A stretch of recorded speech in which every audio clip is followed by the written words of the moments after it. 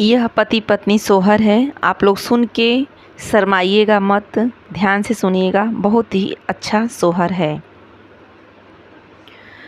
अंगना में बैठे कोयलिया मधुर बोलिया बोले ले ओ, रानी हमसे कह अपन बतिया तसैया जी का हलिया न हो।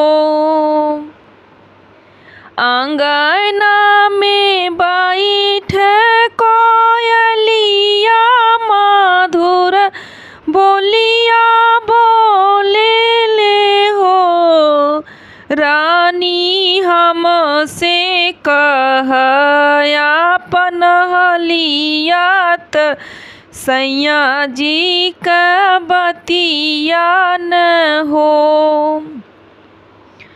सूती गईल लाल दारावा जावात जुड़ब यारी बाहे हो, कोयल अखिया में आव सुख निदिया त गोड़वा पसारी सोते हो।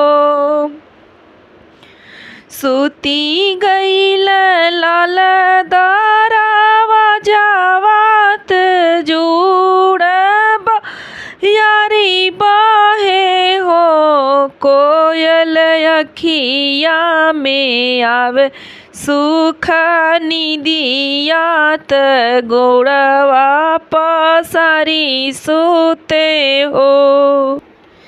एतनी बाचन काहे रनिया तको यलिया से हली काहे हो, कोयल सुना मोरे दिलवा कहलिया त सैया मोर कैसे बाट हो।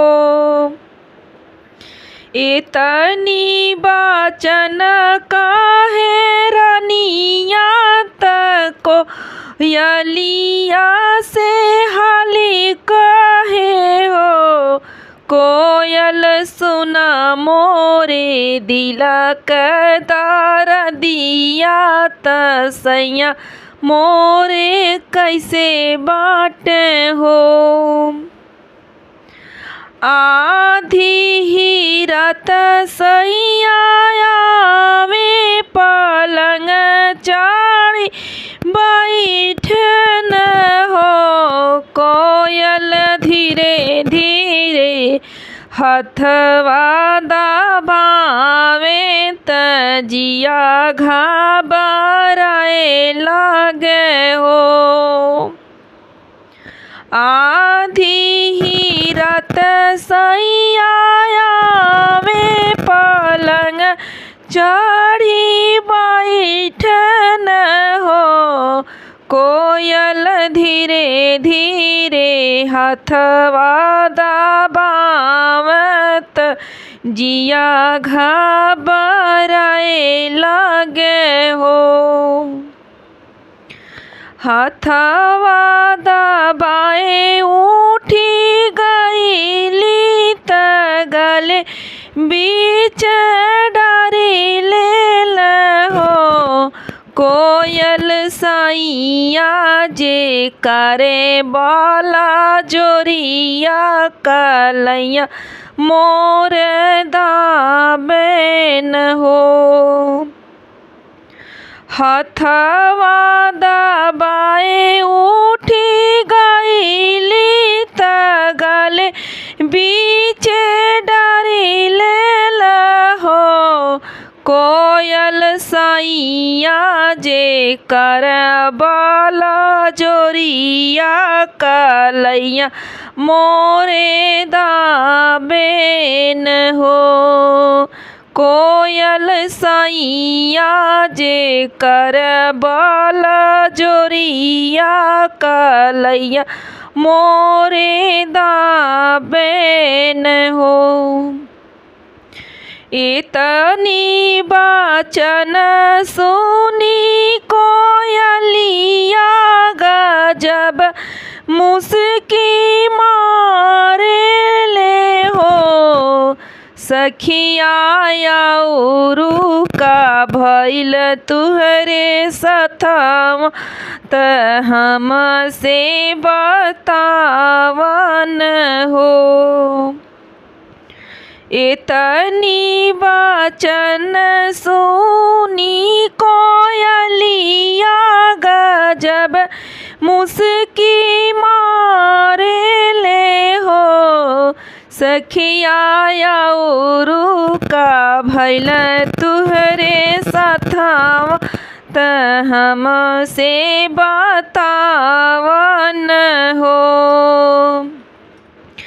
सुना मोरे जिया कहावलिया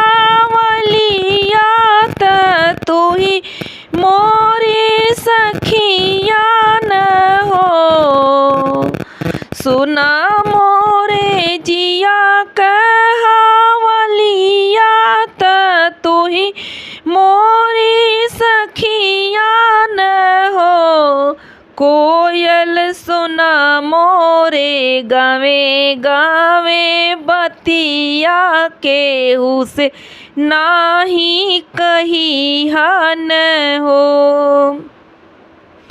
कोयल सुना मोरे धीरे धीरे बतिया तके हुसे नाही कही हन हो।